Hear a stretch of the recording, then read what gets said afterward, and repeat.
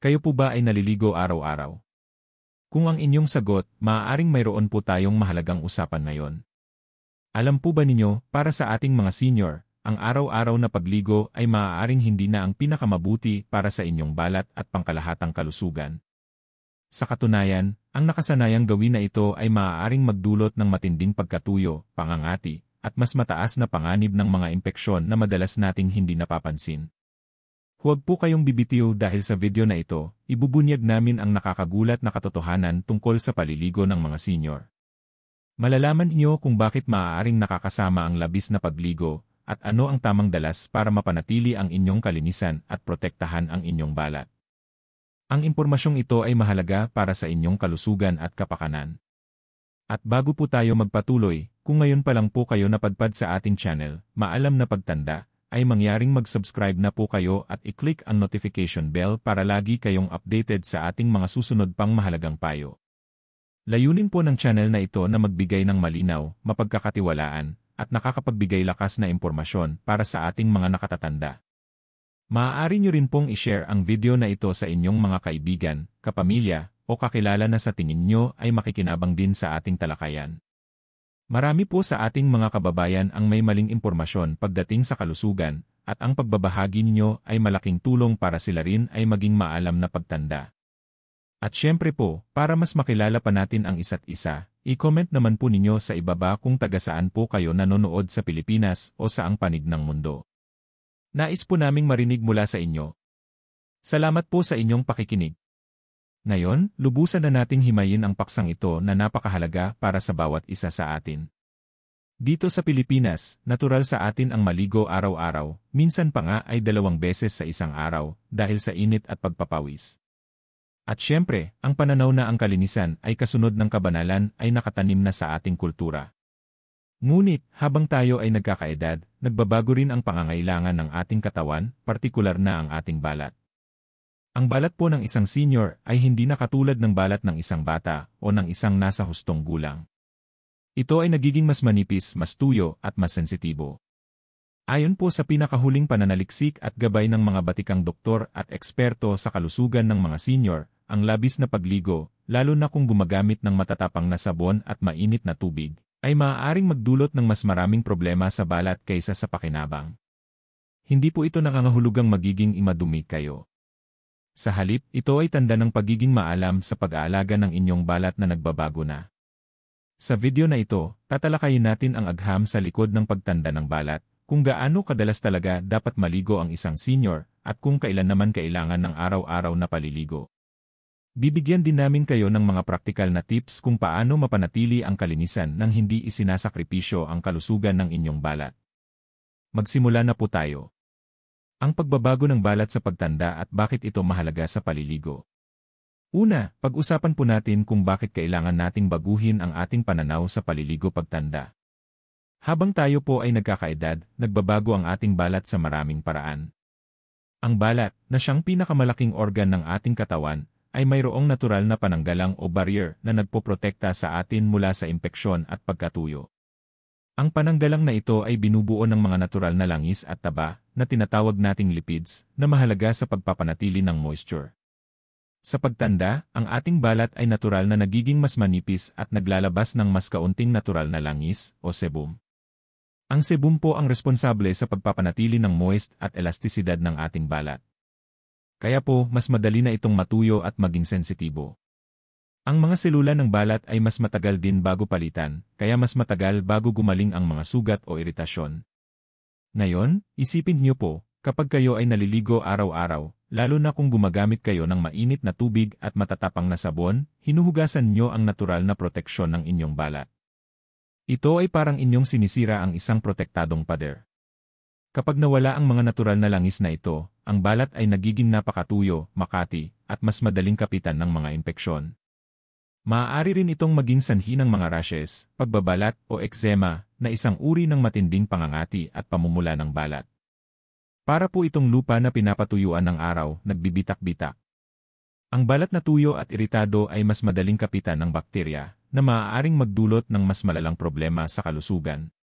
Kaya po, ang pag-unawa sa pagbabagong ito sa ating balat ang unang hakbang para sa tamang bathing routine. Mahalaga po na tratuhin natin ang ating balat ng may pag-ingat at pagmamalasakit. Gaano kadalas ang tamang paliligo para sa nakakarami? Ang nakakagulat na rekomendasyon. Ngayon, dumako naman tayo sa pinakapuso ng ating talakayan, gaano kadalas ba dapat maligo ang senior? Ayon sa mga dermatologist at geriatric experts, ang nakakagulat na sagot para sa karamihan ng mga senior na malusog at may kakayahang mag-alaga sa sarili ay hindi araw-araw na full body bath. Sa katunayan, ang rekomendasyon ay 2 hanggang 3 beses sa isang linggo lamang para sa isang kumpletong paliligo gamit ang sabon. Marami po sa atin ang magugulat dito, tama ba? Pero huwag po kayong mag-alala, may matibay na batayan ang rekomendasyong ito. Tulad ng nabanggit natin, ang pagligo araw-araw ay maaaring mag-alis ng mahalagang natural na langis sa balat.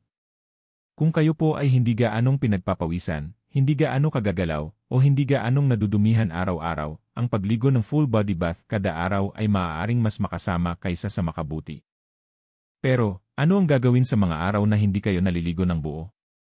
Ito po ang susi, targeted washing o ang paglilinis ng mga partikular na bahagi ng katawan. Sa pagitan ng mga full body bath, mahalagang linisin ang mga bahagi ng katawan na mas madaling magkaamoy o magkaproblema. Kasama rito ang kilay, armpits, dito po madalas nagtatago ang bakterya na nagiging sanhi ng amoy. Singit, groin area, isa rin itong lugar na madalas pagmulan ng amoy at impeksyon na dulot ng fungi o amag. Paa, feet, lalo na kung naglalakad kayo ng nakapaa o nakasuot ng sapatos buong araw. Mukha at leeg, upang alisin ang dumi at pawis. Maaari nyo pong gamitin ang isang basang bimpo, washcloth, na may kaunting mild na sabon, o kaya ay gumamit ng no-rinse cleanser na hindi na kailangan banlawan at idinisenyo para sa sensitibong balat. Pagkatapos, banlawan ng malinis na tubig at patuyuin ng maigi ang balat. Ang ganitong paraan ay nakakatulong na mapanatili ang kalinisan nang hindi hinuhugasan ang natural na proteksyon ng inyong balat. Ang paggawa ng simpleng pagbabagong ito ay maaaring lubos na makatulong sa pag-iwas sa tuyong balat, pangangati, at mga impeksyon. Ang balat nyo po ay magiging mas malambot, hindi makati, at mas matibay laban sa mga sakit. Kailan naman kailangan ng araw-araw na paliligo? Mga espesyal na sitwasyon. Bagamat ang rekomendasyon ay 2 hanggang 3 beses sa isang linggo, mayroon pa ring mga pagkakataon o sitwasyon kung saan ang araw-araw na pagligo ay kinakailangan o kung saan mas nakakabuti. Hindi po natin ito pwedeng baliwalain. Narito ang ilang mga espesyal na sitwasyon. 1. Kung kayo ay aktibo o pinagpapawisan, kung kayo po ay regular na nag-ehersisyo, naghahalaman, gumagawa ng mabibigat na gawain sa bahay na nakakapagpawis, o kaya ay talagang aktibo sa buong araw. Natural lang na kailangan niyong maligo araw-araw. Ang pawis po ay maaaring magdulot ng iritasyon sa balat at maging pugad ng bakterya kung hindi aalisin. Ngunit, kahit sa ganitong sitwasyon, ang payo ay mabilis na pagligo gamit ang maligambam na tubig at mild na sabon at huwag matagal na magbabad. 2. Kung mayroon kayong kondisyong medikal o limitasyon sa paggalaw, may ilang kondisyon ng kalusugan na nangangailangan ng mas madalas na paliligo o paglilinis. Halimbawa, incontinence, kung kayo po ay nakakaranas ng hindi sinasadyang pagtagas ng ihi o dumi, ang pang-araw-araw na paglilinis ng singit at puwet ay lubhang mahalaga upang maiwasan ang pagkasira ng balat, rashes, at impeksyon. Dito, ang sponge bath o pagpupunas ng katawan gamit ang basang bimpo ay madalas na ginagamit. Mga sugat o skin ulcers, kung mayroon kayong sugat o open sores, bukas na sugat, ang paglilinis ay mahalaga para maiwasan ang impeksyon, subalit dapat itong gawin ng may gabay ng doktor o nurse upang matiyak ang tamang pamamaraan at kalinisan. Mataas na temperatura ng katawan o lagnat, maaaring makatulong ang maligambam na paliligo upang mapababa ang lagnat at makapagpagaan ng pakiramdam. Bedridden patients, para sa mga senior na hindi nakakabangon, ang regular na sponge bath ay mahalaga upang mapanatili ang kalinisan at maiwasan ang bed sores o sugat sa balat dahil sa matagal na pagkakaupo o pagkahiga. 3. Sa napakainit at napakababang klima, bagamat ang pangkalahatang payo ay bawasan ang dalas ng paliligo, sa mga lugar tulad ng Pilipinas na may mataas na temperatura at humidity, maaaring maramdaman ninyo ang pangangailangan na maghugas ng katawan araw-araw. Sa ganitong sitwasyon, maaari kayong mag-shower ng mabilis, gamit ang maligambam na tubig lamang at walang masyadong sabon, lalo na sa mga bahaging madalas magpawis. Ang layunin ay magpalamig at mag-refresh nang hindi sinisira ang natural na proteksyon ng balat. Mahalaga po ang pakikinig sa inyong katawan at pag-obserba sa kalagayan ng inyong balat. Kung sa tingin ninyo ay kailangan niyong maligo araw-araw, siguraduhin na ito ay mabilis, gumagamit ng mild na sabon, at maligamgam na tubig. Mga produktong dapat gamitin at iwasan sa paliligo. Hindi lang po ang dalas ng paliligo ang mahalaga, kundi pati na rin ang mga produktong inyong ginagamit. Ang pagpili ng tamang sabon at lotion ay makakatulong na maprotektahan ang inyong balat sa pagtanda. Mga dapat gamitin. Mild, moisturizing soaps o cleansers. Hanapin ang mga sabon na may label na fragrance-free, walang pabango, hypoallergenic, hindi nagdudulot ng allergy, o for sensitive skin, para sa sensitibong balat.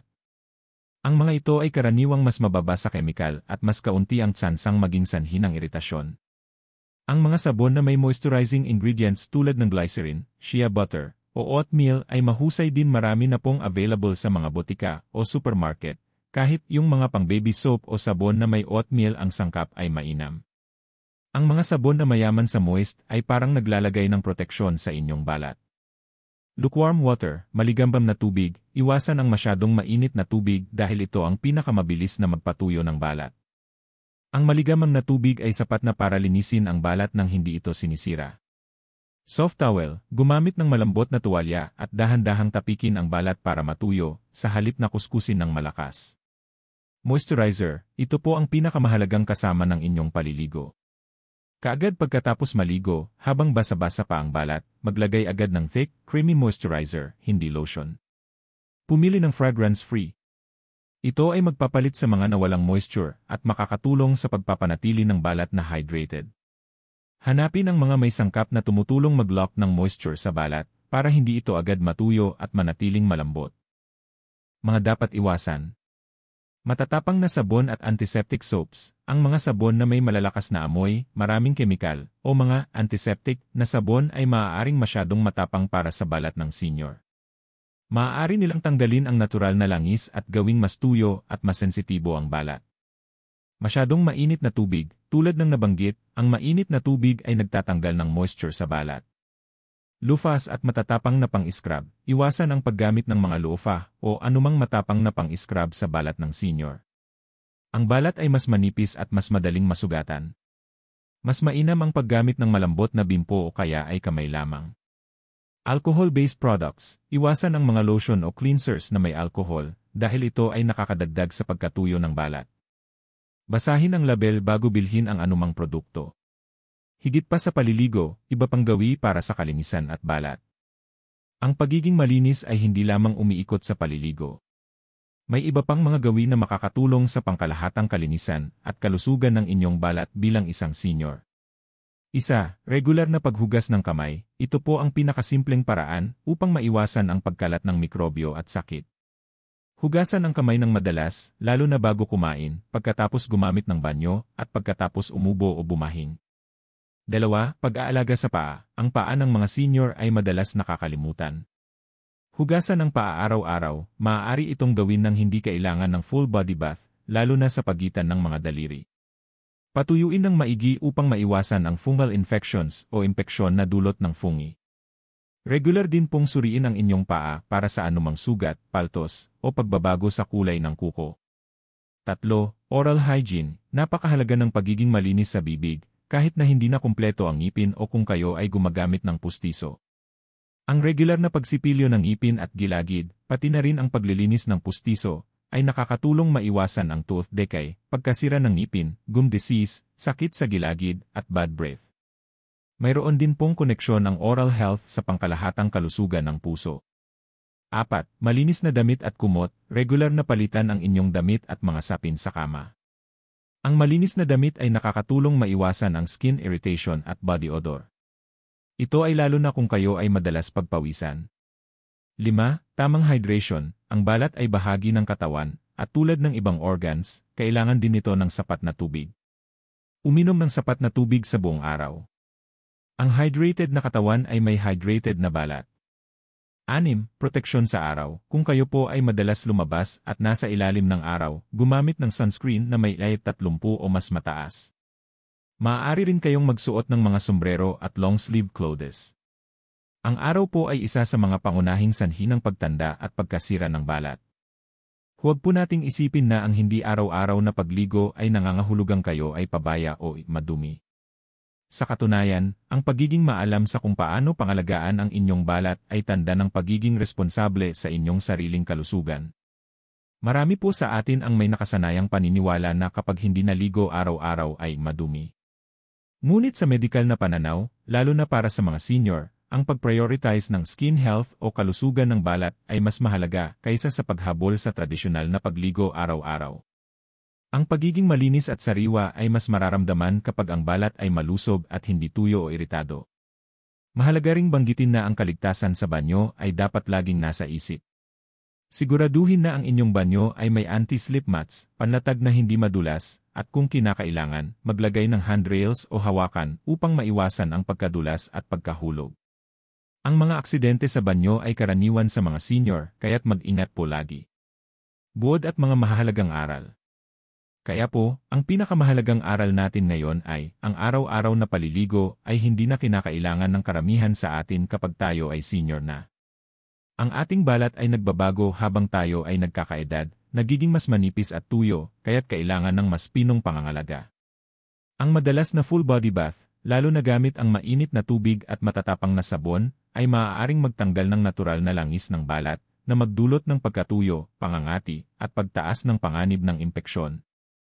Para sa karamihan ng mga senior, ang rekomendasyon ng mga eksperto ay 2 hanggang 3 beses sa isang linggo lamang ang full body bath. Sa mga araw na hindi kayo naliligo ng buo, sapat na ang targeted washing o ang paglilinis ng mga partikular na bahagi ng katawan tulad ng kilay, singit, at paa. Tandaan po na ang pagligo araw-araw ay kinakailangan lamang kung kayo ay aktibo at madalas pagpawisan, kung mayroon kayong partikular na kondisyong medikal na nangangailangan nito, o kung kayo ay nakatira sa mainit na klima at kailangan ng mabilis na banlaw para magpalamig. Mahalaga ring gumamit ng mga mild, fragrance-free, at moisturizing na sabon, at maglagay kaagad ng moisturizer pagkatapos maligo upang mapanatili ang hydration ng balat. Higit pa sa paliligo, ang paghuhugas ng kamay, tamang oral hygiene, paglilinis ng paa, pagpapalit ng malinis na damit, pag-inom ng sapat na tubig, at pagprotekta sa balat mula sa araw ay mahalaga rin sa pangkalahatang kalinisan at kalusugan. Ang paggawa ng mga maliliit na pagbabagong ito sa inyong routine ay malaki ang maitutulong para sa malusog at komportableng pagtanda. Kung nakatulong sa inyo ang video na ito, mangyaring i-like at i-share. Ang kaalamang ito ay napakahalaga para sa bawat senior at kanilang pamilya. At kung hindi pa po kayo nakasubscribe sa Maalam na Pagtanda, ito na po ang pagkakataon para sa marami pang payong pangkalusugan na idinisenyo para sa inyo.